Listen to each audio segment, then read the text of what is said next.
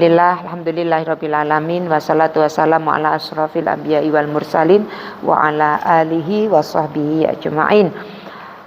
Ibu-ibu, kita bahas Asmaul Husna, Allah Al-Quddus, Allah yang maha suci. Nah, Quddus itu suci, gitu ya. Nah, kita akan lihat dulu disebutkan oleh Allah dua kali di dalam Al-Qur'an, yaitu di dalam surat Al-Hasr. Dalam surat Al-Hasr ayat 23. Surat Al-Hasr itu surat ke-59. Ya, di penghujung ayat itu, ya, dua ayat terakhir itu Allah menyebutkan nama-namanya. Surat nama Allah Al-Quddus disebutkan di surat Al-Hasr ayat 23. Huwallahul ladzi la ilaha illahu Al-Malikul Quddus, ya, Al-Malikul Quddus, Salamul Mu'minul Muhaiminul Azizul Jabbarul Mutakabbir. Oke, satu di dalam surat Al-Hasr. Yang kedua di dalam surat Al-Jumu'ah. Surat Al-Jumu'ah itu surat ke-62. Ayat pertama Allah sebutkan juga yusabbihu lillahi ma fis samawati wa ma fil ard al-malikil quddusil azizil hakim, ya. Itu Allah sebutkan di dalam surat Al-Jumu'ah ayat 1, nama Allah Al-Quddus, seperti itu. Ini sedikit membahas tentang nama Allah Al-Malikil Quddus. Sering digandengkan, dua-duanya digandengkan Malik Quddus. Malik kemarin sudah, ya, yang maha merajai, memiliki, pokoknya sing duwe lah, gitu ya, seperti itu. Kenapa dua-duanya surat terus ya Bu ya, nama Allah Al-Quddus ini digandeng dengan Malik. Malik itu raja, penguasa, pemilik, seperti itu, digandengkan Quddus selalu. Tadi di dalam surat Al-Hasr juga, di dalam surat Al-Jumu'ah juga. Kenapa? Karena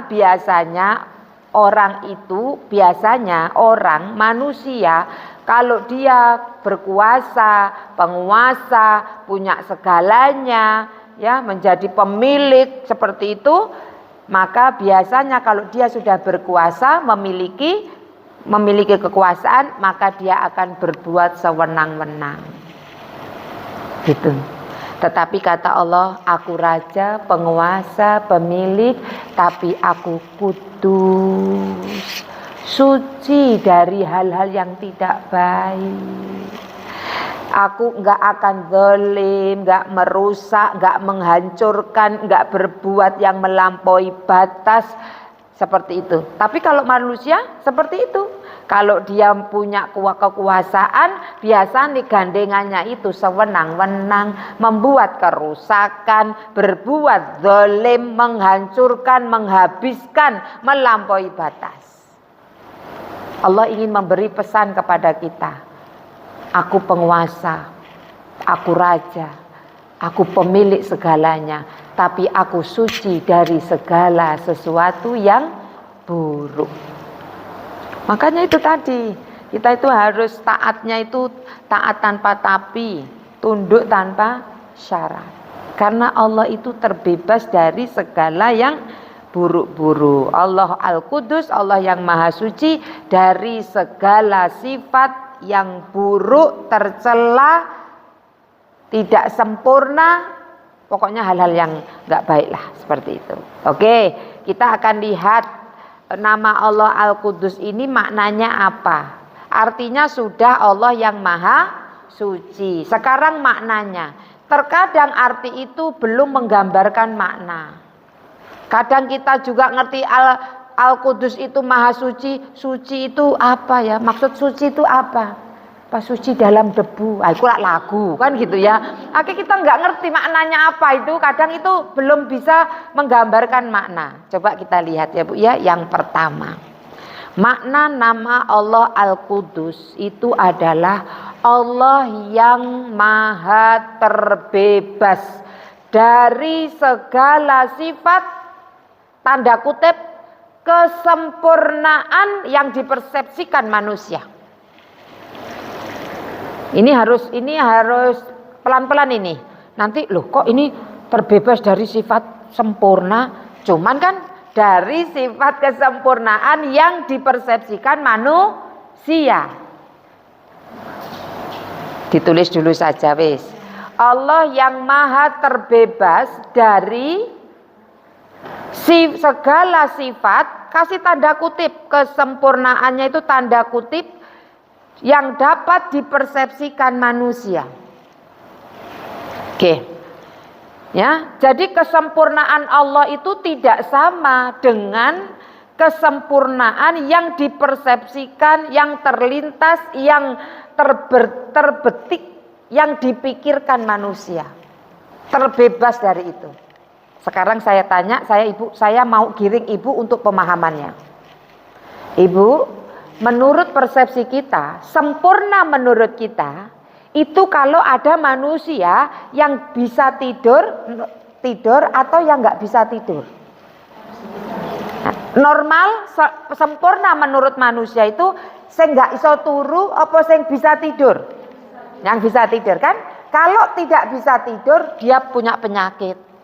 Namanya insomnia. Kalau ini diletakkan kepada Allah, Allah tidur, jadi sempurna apa enggak?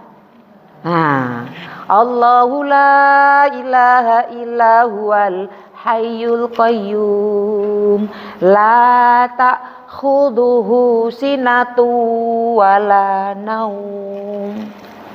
Allah itu tidak ngantuk saja tidak, apalagi tidur. Jadi ini sifat kesempurnaan Allah.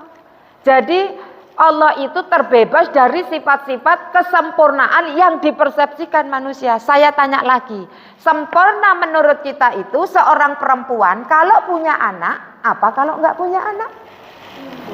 Nah, sudah menjadi sempurnalah sebagai seorang wanita, menjadi seorang ibu.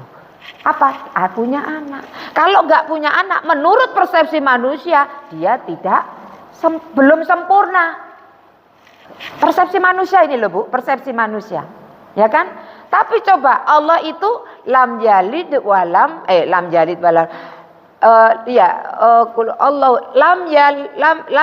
lam yalid bener ya, lam yalid walam yulad. Tidak beranak dan tidak diperanakkan, tidak melahirkan dan tidak dilahirkan. Kalau ini disematkan kepada Allah, menjadi tidak sempurna Allah itu. Sampai di sini sudah paham belum? Maksudnya, jadi kalau kita menganggap sempurna menurut kita, terus kita lihat ke orang yang kita itu kan sempurnanya proporsional, gitu kan? Ketika lihat kepala seseorang itu lebih besar dari yang lainnya, hidrosepales, menurut kita kan kok? Padahal ini yang buat ciptakan Allah.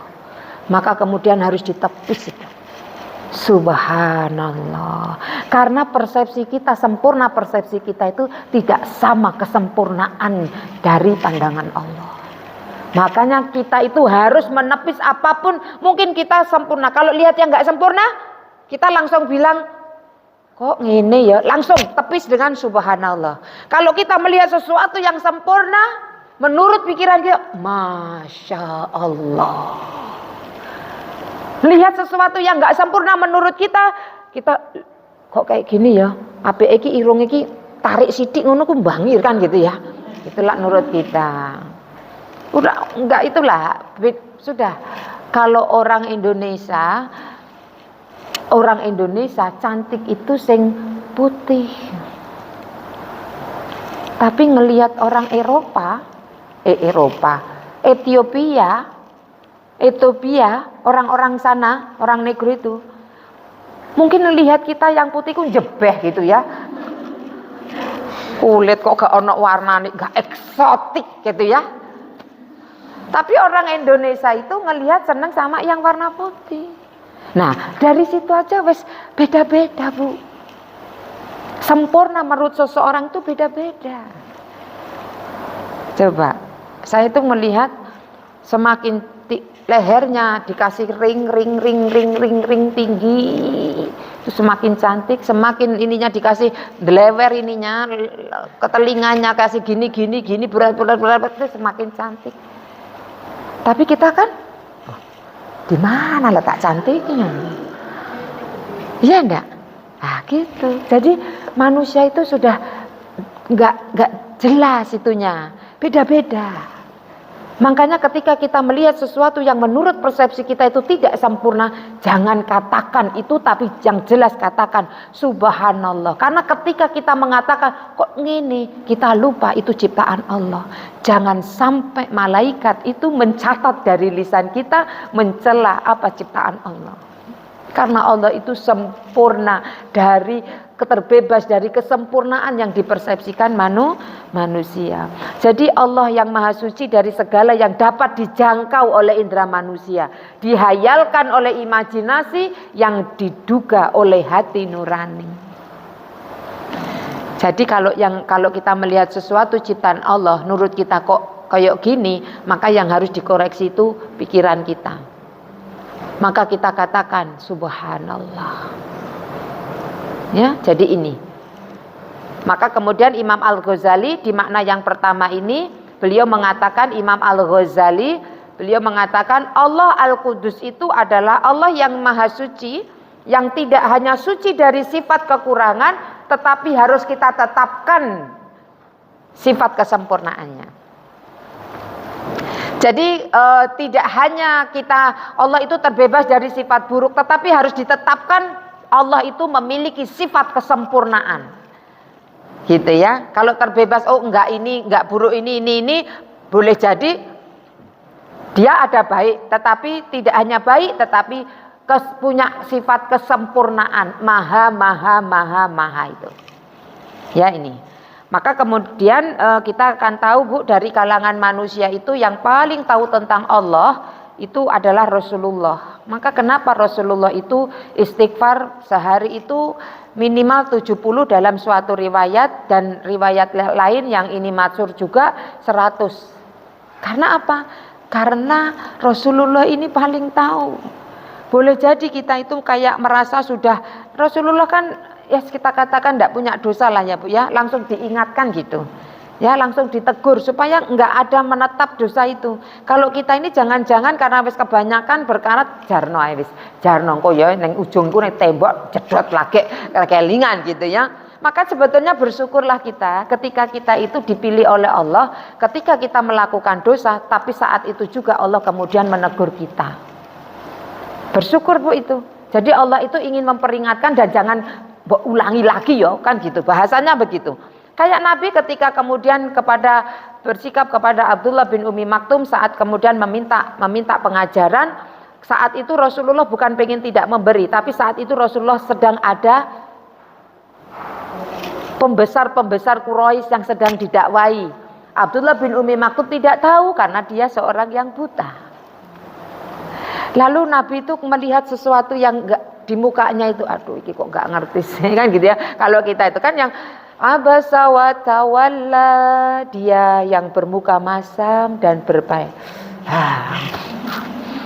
Apakah Abdullah tahu muka Nabi Muhammad musam? Enggak tahu. Dan ketika dia berpaling, kok enggak ngerti sih gitu ya bahasa kita. Apakah Abdullah bin Umi Maktum tahu? Tidak. Tapi Allah yang maha tidak ingin seperti itu. Abasa wa tawalla anja'ahul a'ma, langsung ditegur Bu. Dan Nabi langsung menyampaikan. Gitu. Jadi kalau langsung ditegur, ibu habis ngomel sama bapak, ayo kayak gini kayak gimana balik kanan jedot, itu alhamdulillah ya langsung digugurkan dosanya itu ya. Ya jadi seperti itu ya, ketatap tembok gitu ada apa gitu. Nah itu Allah ingin makanya ini hikmahnya Bu, di Masjidil Haram itu kita tidak boleh pikiran, hati, sikap harus dijaga. Di sana haram, nggak boleh mikir yang elek-elek, nggak boleh zon-zon yang jelek-jelek, nggak boleh melakukan. Kalau melakukan, kita sudah menjadi tamu yang tidak baik, maka langsung akan ditegur oleh tuan rumahnya. Sering kita ngalami gitu ya. Nah, kalau ditegur, langsung ditegur berarti di sana Bu, bukan yang di sini kemudian dibalas di sana, bukan, ya. Seperti itu. Maka itu karena ini haram, tanah haram loh ya. Hati-hati. Langsung diingatkan supaya terjaga. Oke ya. Nih. Maka Nabi itu mengatakan begini, Bu. Yang paling tahu Allah itu Allah sendiri. Kalau dari kalangan manusia, para nabi, Nabi Muhammad paling kenal, paling tahu dengan Allah. Nah, maka kemudian ketika Nabi itu mengatakan begini, ya Allah, Engkau maha terpuji, bukan karena pujianku, tetapi Engkau terpuji sebagaimana Engkau memuji dirimu sendiri. Karena yang paling tahu tentang Allah itu Allah sendiri. Jadi pujian Allah itu sempurna, memuji dirinya. Kalau kita memuji Allah, belum sempurna. Memuji aja sambil ditewangi, sambi-sambi macam-macam. Ya enggak, seseorang itu akan menghargai, akan menilai sesuatu itu kalau dia itu tahu tentang sesuatu yang dinilai itu. Saya tanya, di sini siapa yang punya rasa seni tinggi? Saya enggak punya. Misalkan kita lihat abstrak, seni lukis abstrak, ya tahu Bu? Misalkan, ya Allah, iku tuh gambar nggak jelas apa kan gitu, koyok corak-corek dituku ratusan juta, aku dikon bayar 100.000 wegah kan gitu. Ada orang yang mengerti, bisa menilai, menghargai seni itu karena dia tahu, dia akan menilai, menghargai dengan harga yang tinggi. Kenapa? Karena tahu. Makanya Nabi itu, Bu, meskipun terjaga dia tetap istighfar. Karena boleh jadi hatinya kadang itu Nabi, sehingga dia istighfar. Dan Allah itu terpuji bukan karena pujian kita, tapi karena Allah telah memuji dirinya sendiri. Alhamdulillahirabbil alamin. Jadi Nabi mengatakan begitu. Apa yang kemudian bisa kita ambil, Bu, dari makna yang pertama Al-Qudus ini? Kadang kita jangan pernah merasa sudah memuji Allah, sudah berbuat kepada Allah, ya sudah sempurna, sudah beribadah secara baik, sudah memberi haknya Allah, kita sudah melakukan kewajiban kita. Jangan pernah merasa sudah sempurna. Kita beribadah, kita menyembah, kita memuji, kita berzikir, kita sudah berbuat baik. Jangan pernah sudah merasa sempurna kita memberikan haknya Allah. Karena apa? Karena apa yang kita anggap sempurna belum bisa menjangkau kesempurnaan Allah Subhanahu. Nah, ya, kita kadang sudah, makanya kita itu sering kecewa, ngerasa sudah berbuat apa-apa. Ya Allah, salahku apa ya Allah? Kurangku itu apa ya Allah? Ngaji yo ngaji aku ya Allah. Sholat yo sholat, sedekah yo tak lakukan, sholat malam tak jalani, ngantuk-ngantuk, ya. Puasa ya puasa. Karena kita sudah merasa berbuat kepada Allah, padahal Allah nggak butuh dengan itu semuanya. In ahsantum li anfusikum. Al-Isra ayat 7. Jika kamu berbuat baik, perbuatan baikmu itu untuk dirimu sendiri. Tapi kan aku harus sholat, karena Allah perintah sholat itu ujian. Oh, Allah itu pengen tahu, saya manut karo saya nggak manut, kan gitu aja. Tapi apakah Allah butuh disembah? No, tidak sama sekali. Seluruh manusia itu tidak mau tunduk patuh, semuanya tidak mau tunduk patuh. Tidak akan mengurangi kekuasaan, kebesaran Allah Subhanahu wa ta'ala. Artinya Allah itu tidak butuh, kitalah yang butuh. Maka kemudian jangan menganggap apa yang sudah kita lakukan hari ini itu yang terbaik, the best di mata Allah. Karena kesempurnaan menurut kita itu jauh dari apa yang dianggap, yang menjangkau kesempurnaan Allah yang hakiki. Ya. Maka, Bu, semakin kita mengenal Allah bahwa oh alah ya Allah, kan gitu ya. Bahwa Allah itu maha sempurna, ya, seperti itu, terpuji gitu, suci. Semakin kita mengenal Allah, maka semakin kita merasa hina, merasa lemah, merasa kecil, merasa bukan siapa-siapa dan tidak memiliki apa-apa. Karena apa yang kita lakukan itu masih jauh dari kemudian kebaikan yang Allah berikan kepada kita. Jadi kita tidak merasa merasa suci. Nah, ini ada larangannya loh, Bu. Nggak boleh kita merasa suci. Lupa ayatnya berapa ya? Janganlah kalian merasa diri kalian itu suci. Ada di Al-Quran itu. Saya lupa tapi ayatnya. Siapa yang mau bantu saya? Langsung diginikan, langsung dapat Bu nanti. Biar kita dapat. Ya, dalil yang menyatakan dilarang merasa diri suci gitu. Ya. Maka kemudian ini nggak boleh kita. Maka kita semakin mengenal Allah itu semakin merasa terhina, lemah, merasa bukan siapa-siapa. Dan ini menjadikan kita semakin tunduk, patuh, tawadhu, khusyuk, takut kepada Allah Subhanahu wa ta'ala. Ada? Dapat? Al-Quran. Al-In? An-Najm. Bacakan Bu. Betul. An-Najm 32. Iya. Jadi An-Najm 32 tulis nggak boleh kita itu merasa suci. Yang suci itu hanya Allah. Karena kita ini masih banyak kekurangan, ya seperti itu. Jadi jangan merasa kita itu sudah paling-paling gitu sendiri. Enggak. Ya ini. Oke, kita akan lihat, kita refleksi sebentar ya Bu ya, sebentar saja untuk kemudian mengilustrasikan, memahamkan tentang makna Allah yang kemudian ternyata Allah itu, kesempurnaan Allah itu jauh dari kesempurnaan menurut pikiran kita. Sekejap Ibu saya minta tutup mata. Tutup mata sebentar saja. Ya. Bayangkan Bu, Ibu mau membuat sesuatu benda. Tapi benda ini tidak boleh sama mirip dengan benda yang sekarang sudah ada, yang kita ketahui. Ibu tidak boleh, jadi Ibu mau buat, oke, bayangkan mau kayak apa, seperti itu. Tapi tidak boleh mirip dengan yang sudah ada sekarang. Oke, beri nama benda itu. Ketemu enggak? Tuh kan, apa ya? Kita Bu, kan? Kita mau membayangkan, membuat ciptaan seperti yang Allah ciptakan saja tidak sanggup. Apalagi membayangkan yang menciptakan. Kesempurnaan. Ya kan? Kita mau buat nih benda, mau buat nih pokoknya nggak sama, nggak ada yang sama. Entah bentuknya, entah kemudian seperti apa, rasanya, entah apa, nggak boleh sama. Nggak boleh mirip. Gak mampu kita untuk mencari sama mirip seperti ciptaan Allah saja, kita gak sanggup membuat seperti itu, apalagi membayangkan tentang kesempurnaan Allah. Ya seperti itu ya. Maka inilah Allah kemudian katakan di dalam surat Asy-Syura itu surat ke-42, laisa kamislihi syai'un. Ya, tidak ada yang serupa, yang semisal, sesuatu apapun itu tidak ada yang sama, yang semisal, enggak ada dengan Allah itu.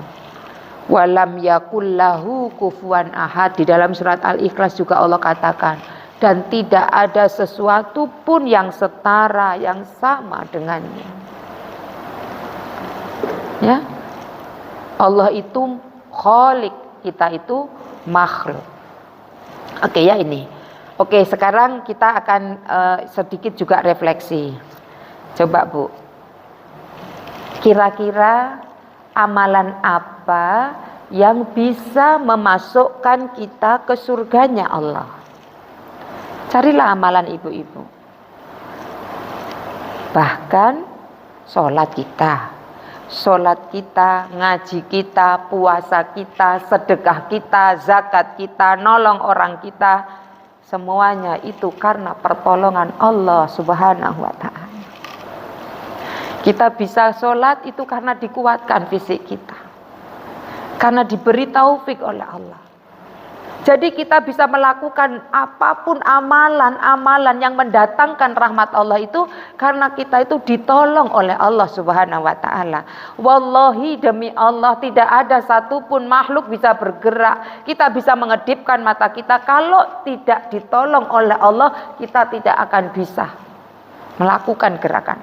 Betapa banyak orang masih punya tangan dan kaki, tapi tangan dan kakinya tidak bisa digeserkan, digerakkan, diangkat, dibuat jalan. Betapa banyak orang yang secara anatomi matanya masih ada, tetapi tidak bisa melihat sesuatu dari matanya itu. Ada orang yang mulutnya masih ada, tetapi dia tidak bisa menelan makanan. Demi Allah, tidak ada sesuatu pun yang bisa kita lakukan kecuali semuanya itu dibantu oleh Allah. Terus apa yang akan kita banggakan? Bahkan kita bisa melakukan kebaikan-kebaikan pun karena dibantu oleh Allah Subhanahu wa taala. Semua nikmat yang ada pada diri kita itu semua pemberian Allah. Wa ma bikum min nikmatin faminallah. Surat An-Nahl ayat 35. 53 apa 35. Seperti itu. Maka ini yang pertama. Allah Al-Qudus, Allah yang terbebas, Allah yang maha suci, terbebas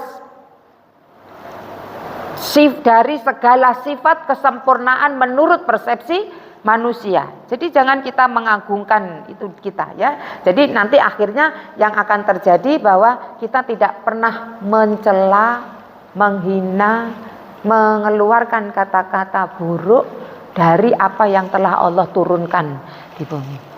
Kita ini kadang hujan, dikasih hujan maneh akhirnya.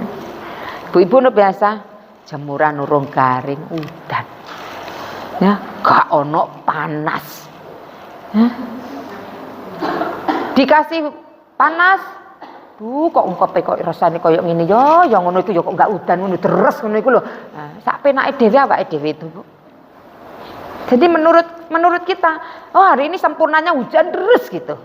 Karena apa? Karena aku mau tidur kayaknya kayak hujan terus kayak diselimuti gitu, enak gitu. Kan gitu.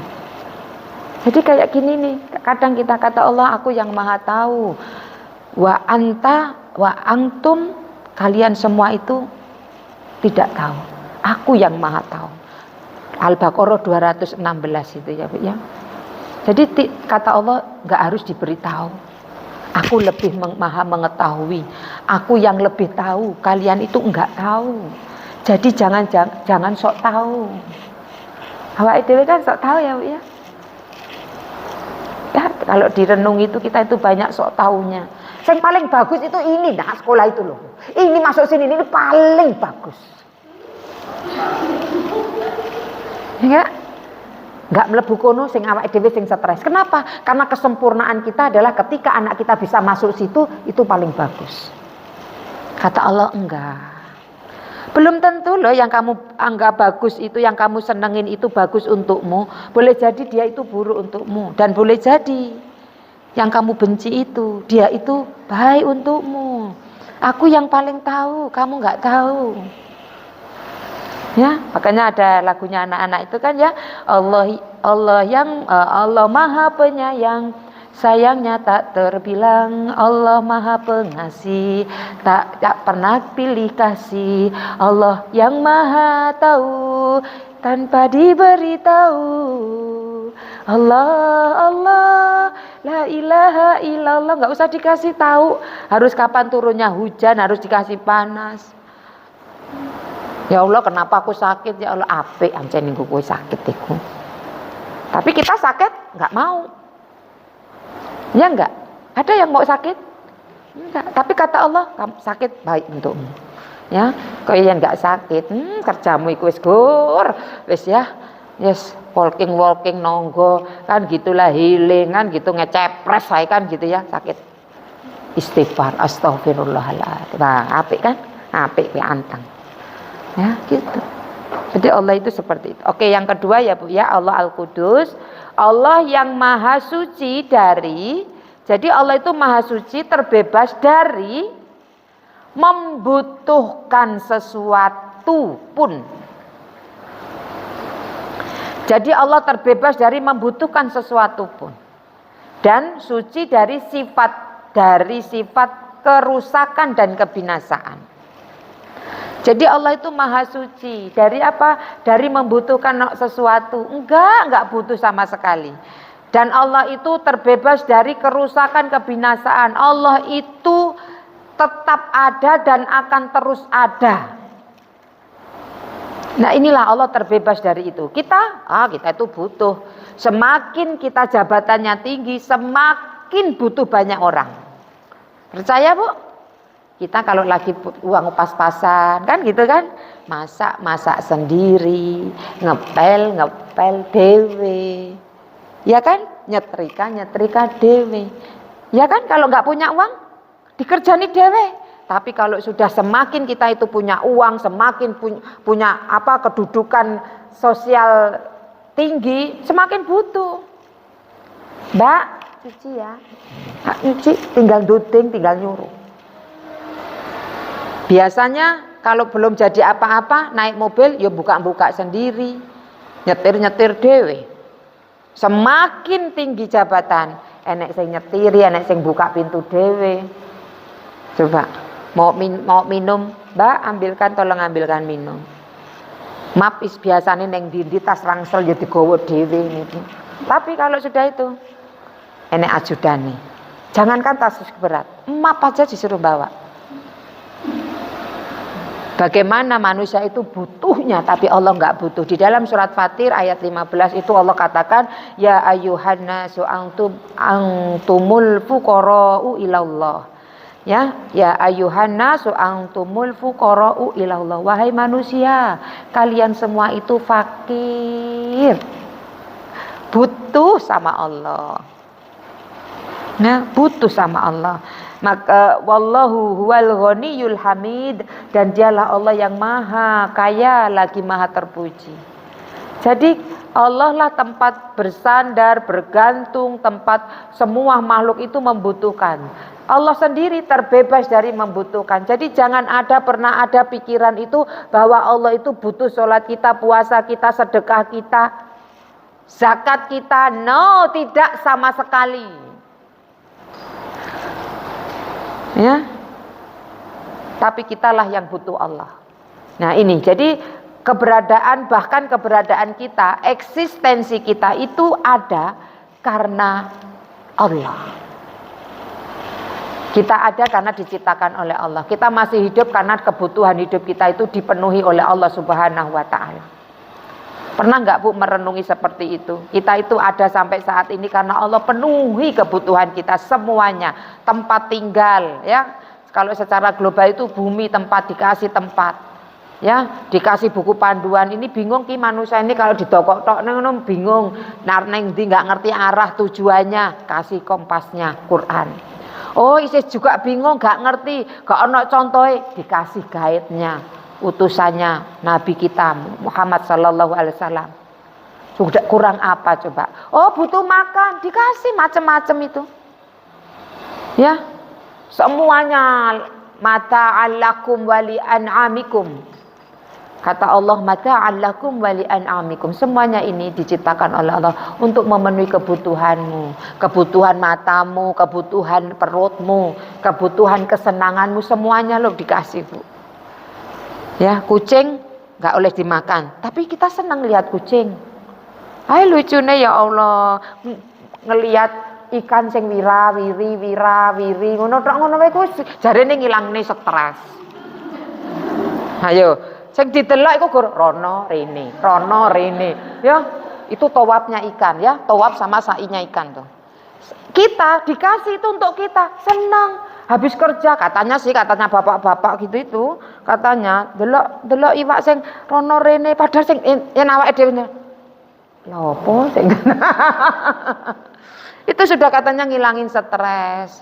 Tumbuhan diciptakan, ada yang bisa dimakan untuk kita, ada yang untuk memenuhi kesenangan kita. Bayangkan semuanya untuk kita. Kurang apa Bu kita ini?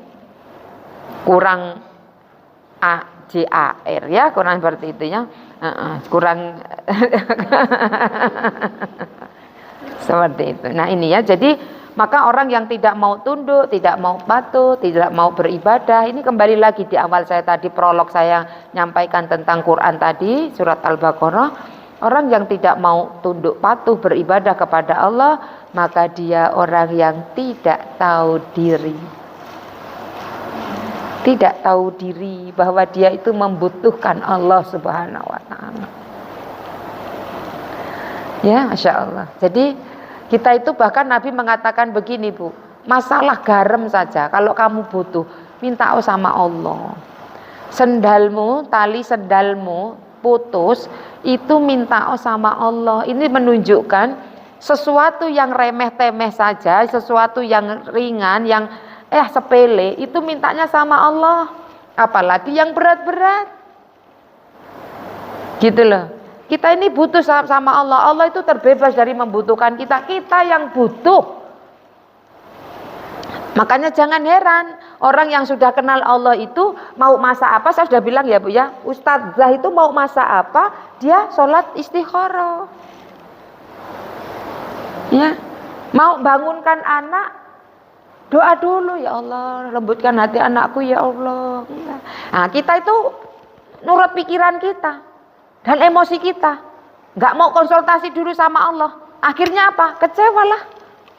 Bangunkan nggak bangun-bangun, muring-muring kita. Kan gitu. Anak disuruh makan nggak mau makan, ya lari sana lari sini, ngamuklah kita.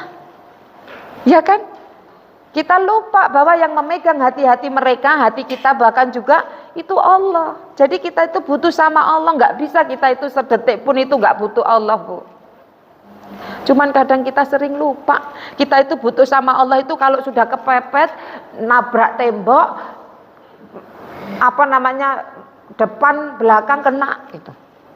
Sudah kayak tidak bisa berbuat apa-apa baru ya Allah gitu, Bu. Hancane kudu dijewer ae kita itu ya. Ayo nya kandhani ngeyel. Makanya sering kali kita diuji, kenapa? Karena sering kita lalai, lupa. Saya tanya, jawab dengan jujur, nggak usah ada dusta dan nggak usah ada apa ya Bu ya. Ibu kalau kemudian sholatnya khusyuk, nangis gitu. Kalau lagi nggak ada masalah, maksudnya aman semuanya aman. Atau ketika banyak masalah, terus ngono iku ya. Ibu doanya yang khusyuk gitu ya, lama. Itu kalau punya uang apa nggak punya uang? Kalau lagi banyak uang, itu pengen cepat-cepat rampung terus warber honor ini gitu. Tapi kalau nggak ada duit ya besar apa ya Allah, nggak ada duit ya Allah. Gitu Bu. Kenapa Allah kasih ujian sama kita? Supaya kita itu nyambung terus sinyalnya sama Allah, dan Allah itu senang kalau kita itu mau mengemis, meminta sama Allah. Tapi Allah gak suka kalau kita itu mengemis meminta sesama makhluk. Seperti bahasanya orang Jawa itu nggak ngajeni Allah. Tahu? Ngajeni tahu? Tidak menghargai Allah. Padahal Allah itu yang punya segalanya, tapi nggak minta ke sana dulu. Kalau bahasanya ginilah, orang punya gini. Terus kakak misalkan bersaudara ya, butuh nih yang ada ini. Tapi kita yang punya apa, dia nggak minta kita. Kan kayak, kok aku nggak dikandani kalau dia butuh itu? Kan kayak nggak menghargai. Kenapa nggak ngomong dulu gitu? Nah, walaupun kita nggak bisa menyamakan Allah itu seperti itu, tapi secara tidak langsung kita itu tidak menghargai. Allah malah nggak senang kalau kita suka minta, mengemis, curhat-curhat sering sama manusia. Manusia itu sama kayak kamu, bingungnya ya podo, ya duwe masalah ya podo, kan gitu kan? Sama kan? Sama.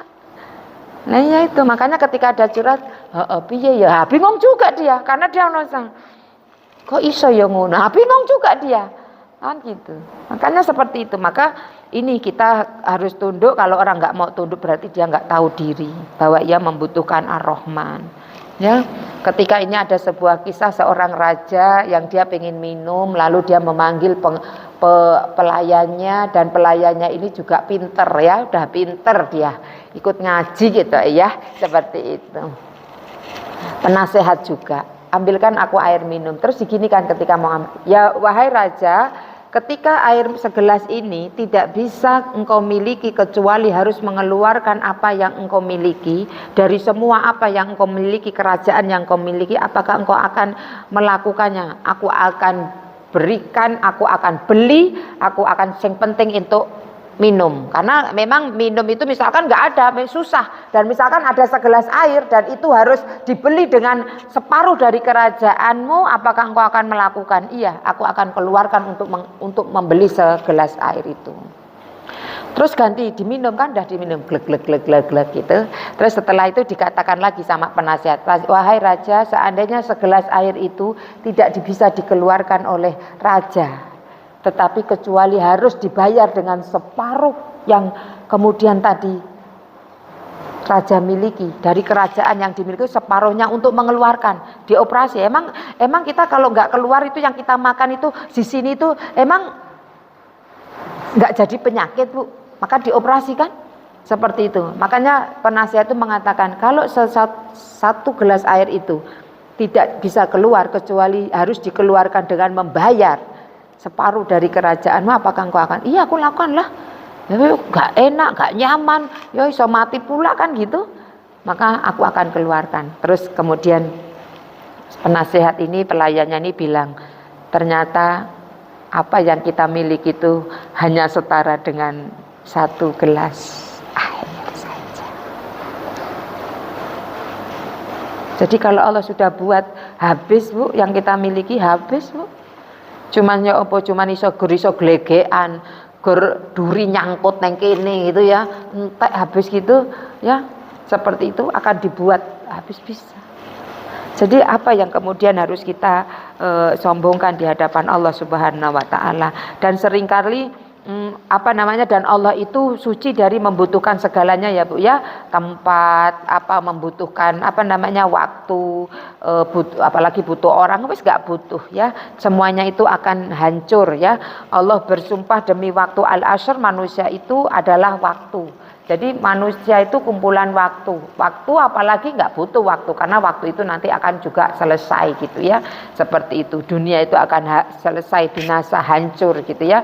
Maka Allah itu suci dari membutuhkan segala sesuatu, apapun dan siapapun, Allah terbebas dari butuh itu semua. Oke, yang berikutnya, yang ketiga, paham ya Bu ya, Allah yang nomor 2 ya, Allah Al-Qudus yang nomor 2, maknanya paham ya. Allah nggak butuh kita, nggak butuh apapun, tapi kitalah yang butuh Allah, seperti itu. Maka kemudian kita harus selalu kemudian menghadirkan, mengikut sertakan Allah dalam setiap urusan kita. Ya, jangan pernah tidak kemudian minta sama Allah, karena kalau tidak nanti kita ruwet. Dapat sih apa yang kita mau, tapi melalui jalan yang geronjal-geronjal gitu ya, naik turun, nyesek dulu, dapat juga gitu. Tapi kalau konsultasi dulu sama Allah, ya Allah mau kerja, mudahkan gitu ya, segala urusan, kan seperti itu, maka mudah gitu ya, seperti itu. Oke, yang ketiga, Al-Qudus. Allah Al-Qudus itu adalah Allah yang mengkuduskan. Artinya Allah yang mensucikan ya hamba-hambanya, dalam arti menjauhkan hati manusia pilihannya dari sesuatu yang buruk. Ya, jadi yang ketiga makna Allah Al-Qudus, Allah yang mengkuduskan, yang mensucikan hati-hati hamba-hamba yang dipilihnya. Ya, dikuduskan, disucikan dari apa? Dari hal-hal yang buruk, dari dosa, dari kemaksiatan. Nah, contoh orang pilihan Allah itu adalah ya para nabi, para wali, para salafus soleh, para orang-orang soleh, seperti itu sudah dipilih itu, Bu. Maka hati mereka itu hatinya bersih, ya, suci. Allah yang membersihkan jiwa hati para hambanya dari segala noda dan dosa. Jadi ini namanya Allah yang mengkuduskan. Allah membersihkan hati orang-orang yang ahli zuhud dari kesenangan dunia. Kita senang dunia ya, Bu ya. Kedonyan enggak, Bu, kita? Kedonyan ya. Kadang itu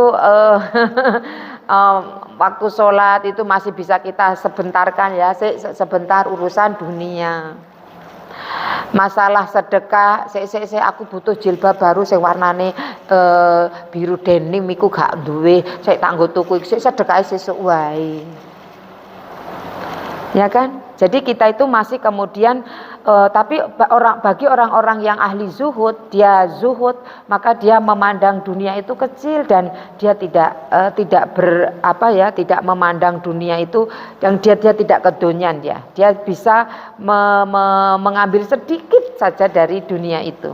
Nah, ini kok iso ya koyo ngono? Iya bisa. Siapa yang berbuat? Allah. Ada orang yang kemudian kok iso ya dek iku sabar. Kita yang lihat aja nggak sabar. Saya ngelakoni loh sabar. Kita cuma nonton nggak sabar. Ya Allah, ya apa ngelakoni ya Bu ya.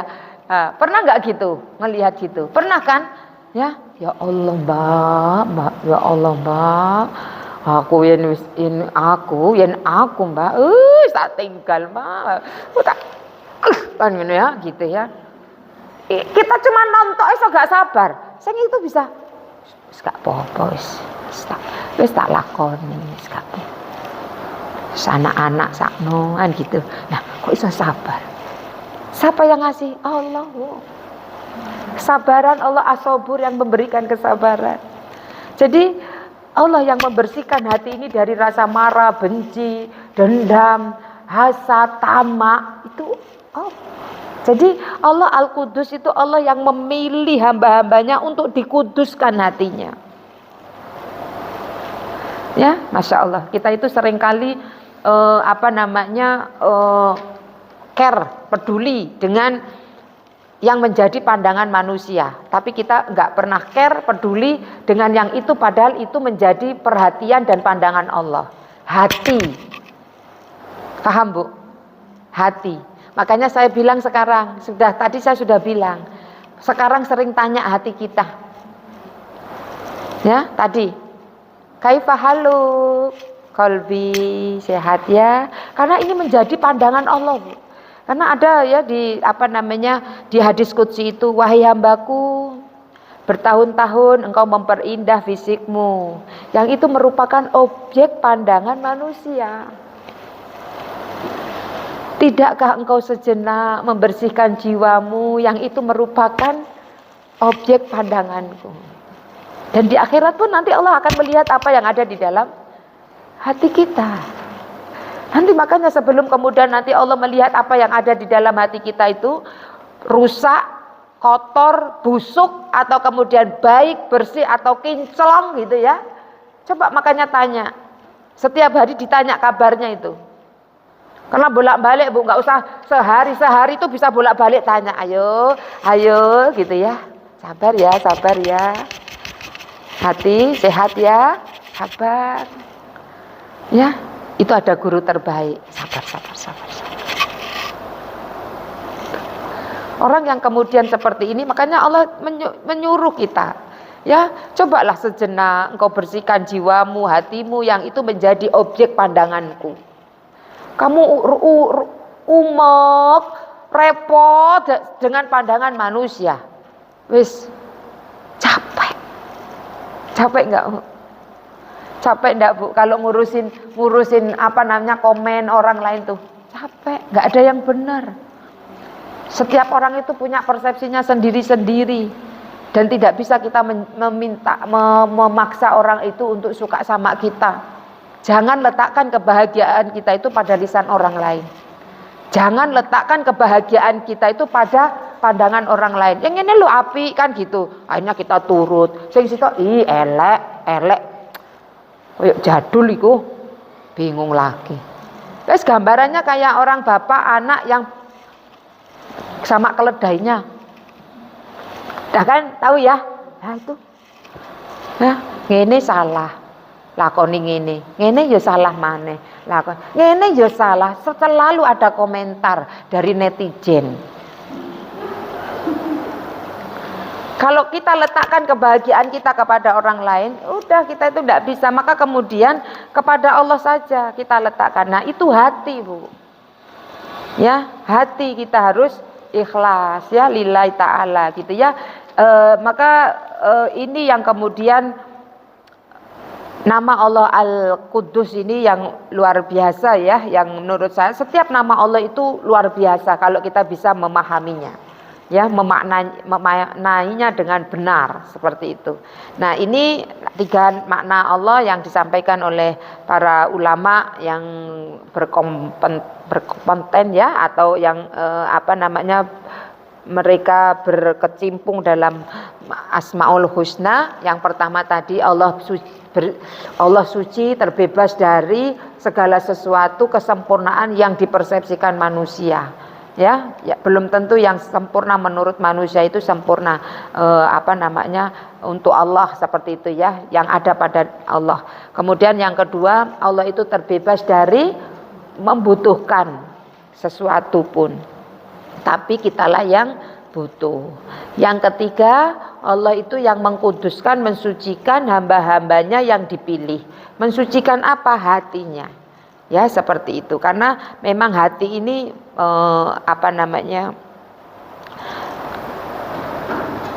ketika kita membersihkan hati, maka kita itu bisa melihat segala sesuatu itu dari hati.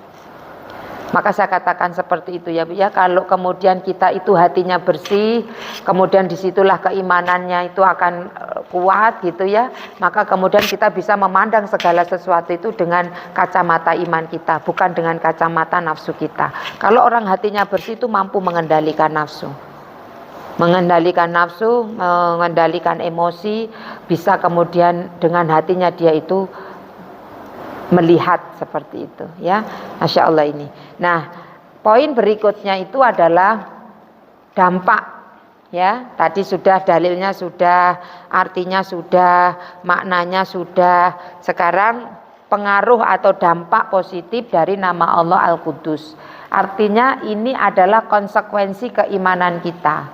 Setelah mengenal nama Allah Al-Quddus, apa yang harus kita lakukan?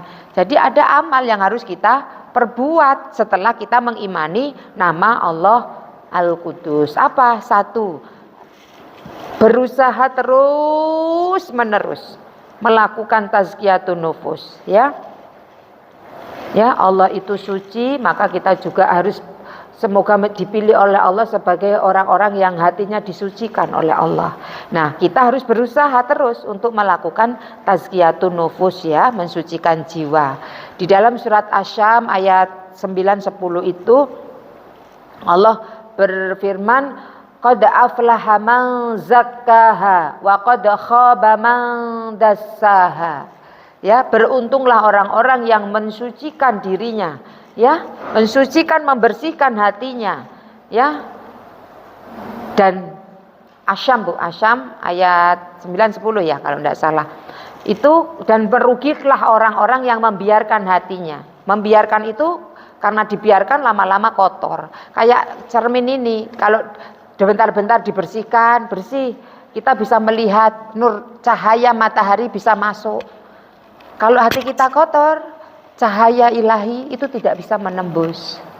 Karena hati kita kotor, kita nggak nikmat. Karena kita tidak bisa memandang, ya, tidak bisa beribadah dengan nikmat, tidak bisa sholat dengan nikmat, tidak bisa baca Al-Quran dengan nikmat, karena hati kita kotor. Ya, sholat nggak bisa khusyuk, baca Quran biasa-biasa saja, tidak pernah berdampak. Pernah Bu baca Quran terus Ibu langsung yang berhenti sebentar lalu yang ya Allah, punya dampak gitu bacaan Quran kita? Paling kalau ada itu paling nggak tahu lah, seumur hidup mungkin sekali 2 kali gitu ya, atau tidak sama sekali.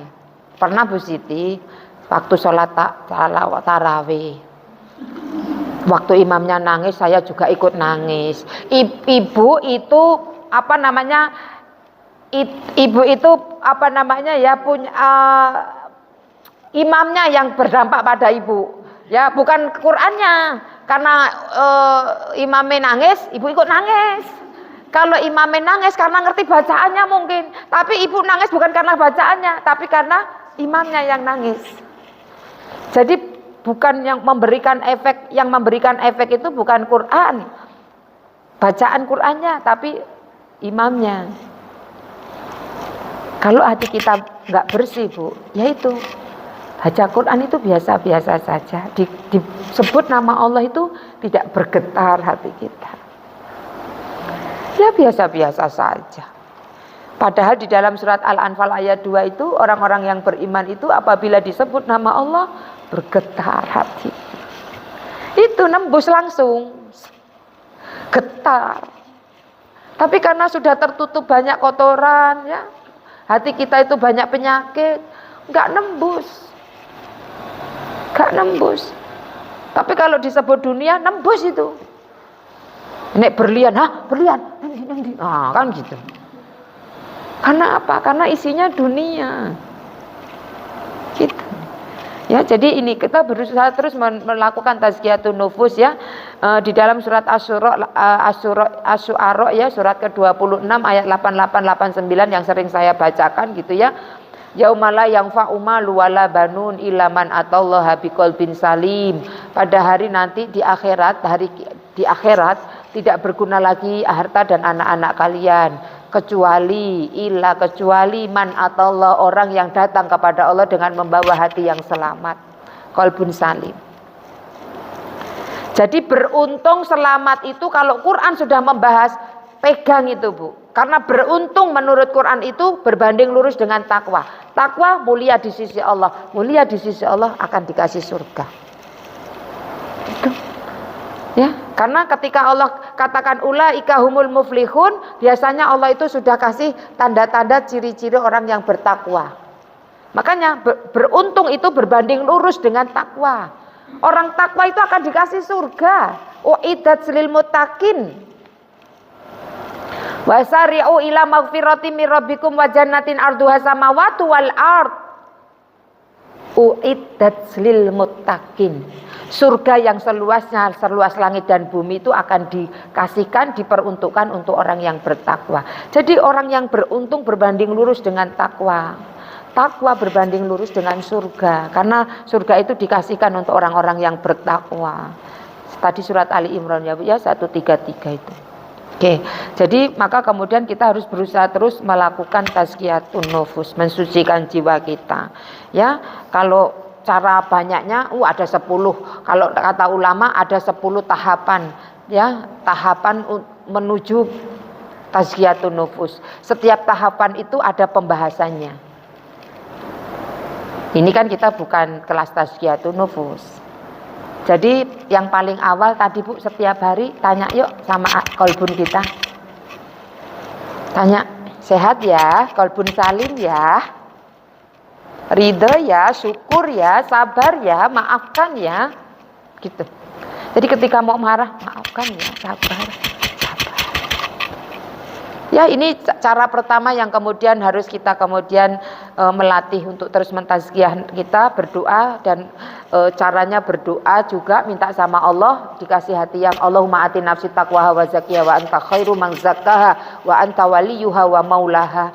Ya Allah, anugerahkan ketakwaan dan bersihkan hati kami dari penyakit-penyakit hati, kotoran-kotoran jiwa, karena Engkau sebaik penjaga dan sebaik pembersih. Minta sama Allah.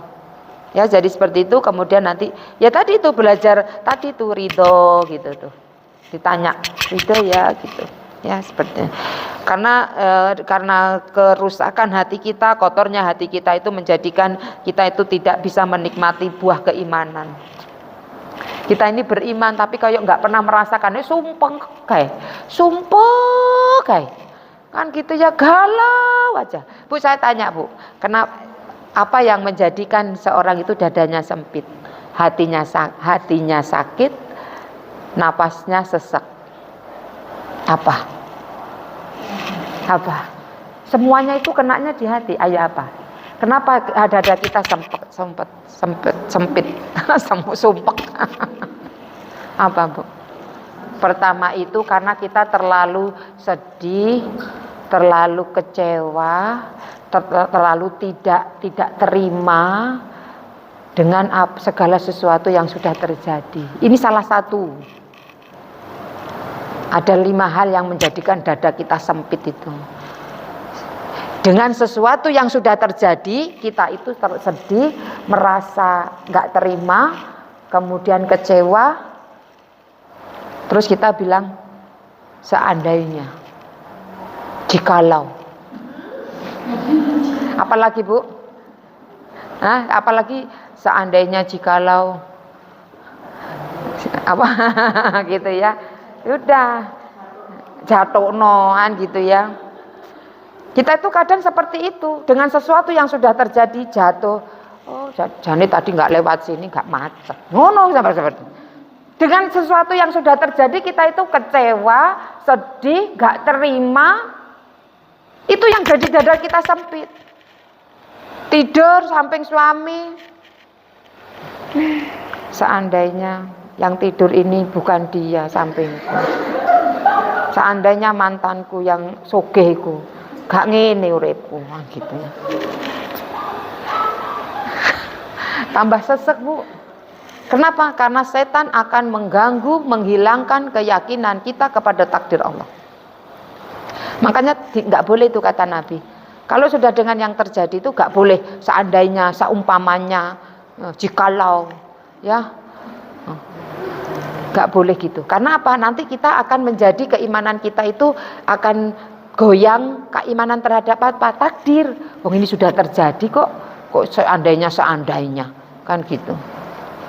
Setan akan merusak keyakinan kita saja. Ya itu yang bikin dada sempit. Lah terus caranya gerapang apa Bu Siti? Ridho lah.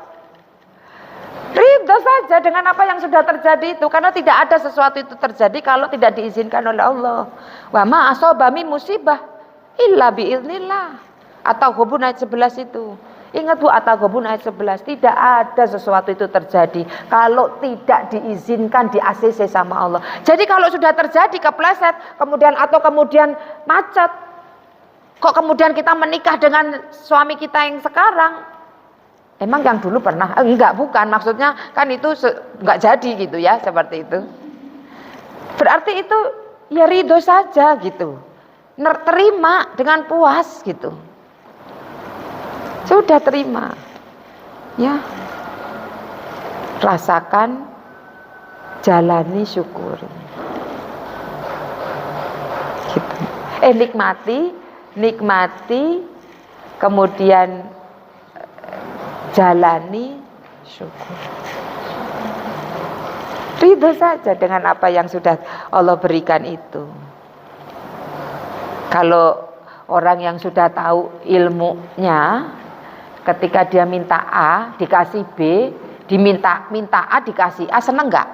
Seneng, bahagia. Tapi orang yang ngerti agama Bu, yang dia ma'rifatullah, dia itu paham betul tentang kenal sama Allah, minta A dikasih B, lebih senang ketika dikasih B. Apa coba? Kenapa? Karena kalau A itu keinginan saya itu bisa salah, bisa keliru. Tapi B itu pilihan Allah, dan pilihan Allah itu tidak pernah keliru dan salah. Tuh. Kalau kita enggak, minta A dikasih B, uring-uringan, ya, depresi, stres, gitu. Karena kita belum mengenal Allah. Makanya dengan Asmaul Husna ini Bu, dikit-dikit nanti banyak hal yang sering kita dengar sama. Kenapa? Karena memang yang kita bahas ini zat yang satu, sama. Dan ini Allah gitu loh. Jadi jangan heran ketika kemudian kita membahas nama ini kok muncul yang kemarin Bu Siti ngomong, karena ini untuk kemudian satu sama lain itu sama berkaitan, yang itu nujunya itu kepada Allah. Gitu loh ya. Oke, ini ya. Jadi yang pertama berusaha terus untuk mensucikan diri kita. Kemudian yang kedua, berusaha membersihkan anggota badan kita dari kemaksiatan. Jadi mata itu dihindari jadi bersihkan anggota badan kita ya, mata, telinga, tangan, kaki gitu, dari sesuatu dosa, dari kemaksiatan. Seperti itu. Jangan kemudian kita itu memperturutkan syahwat kita, karena syahwat itu punya sifat harus dipuaskan Bu. Makanya ada doanya, wa na'udzubika min nafsin la tashba. Aku berlindung darimu ya Allah aku berlindung kepadamu ya Allah dari nafsu yang tidak pernah puas. Karena namanya nafsu itu harus dipuaskan. Jadi ibu bisa tahu ini nafsu apa bukan, itu ketika ibu pengen sesuatu terus belum bisa dimiliki, kepikiran terus dibawa sampai rumah, kepikiran aduh ya apa ya ngono kok yang dituku uang piye iku, padahal itu cuman tinggal satu itu limited edition ya, kayak murah ya oke. Ketika itu berarti nafsu tuh, udah yang bicara nafsu. Jadi karena sifat nafsu itu pengen dipuaskan. Nah, kita jangan selalu memperturutkan nafsu itu. Ya, memang ya, jadi seperti itu. Jadi berusaha membersihkan anggota badan kita dari dosa dan kemaksiatan. Seperti itu. Oke. Mensucikan waktu-waktu dari kesia-siaan. Jadi kalau kita ada waktu jangan untuk yang hal sia-sia, itu berarti juga untuk menjaga anggota badan kita. Kemudian yang ketiga, jangan merasa kita itu sudah berbuat untuk Allah. Ya, jangan merasa sudah banyak melakukan kewajiban kepada Allah. Sebetulnya kewajiban kita yang harus kita lakukan sebetulnya itu masih lebih banyak daripada waktu yang Allah sediakan, Bu. Sebetulnya kita itu kewajiban yang kita lakukan itu masih banyak yang belum kita lakukan. Ya enggak? Sehari Ibu mungkin melakukan ngaji, sholat ini, tapi birrul walidain sudahkah? Jadi masih banyak yang belum kita lakukan.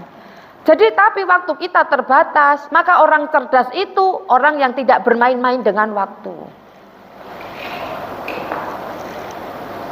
Tidak bermain-main dengan waktu. Karena waktu itu akan dimintai pertanggungjawaban. Ya, jadi seperti itu. Jadi jangan jangan melakukan hal-hal yang itu tidak ada manfaatnya bagi diri kita, dan jangan kita merasa sudah banyak melakukan sesuatu kepada Allah. Jadi nanti muncul ujub sombongnya. Nah, ini enggak boleh. Karena suci ya, Allah itu tadi itu sempurnanya tidak sesuai dengan apa yang kita persepsikan. Dan kita sudah melakukan itu juga mungkin di pandangan Allah kan gitu ya. Ya kayaknya kamu sudah melakukan sesuatu yang besar gitu ya. Tapi di mata Allah kecil kadang.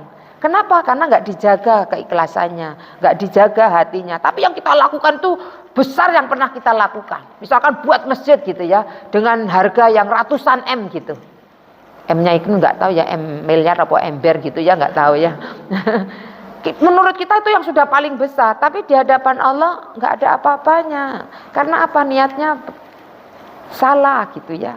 Nah ini makanya jangan merasa sudah berbuat banyak ya untuk Allah gitu ya. Kita udah yang paling baik beribadah. Nah ini masuk setan, kita bisa ujub, bisa sombong tuh lewat ibadah loh.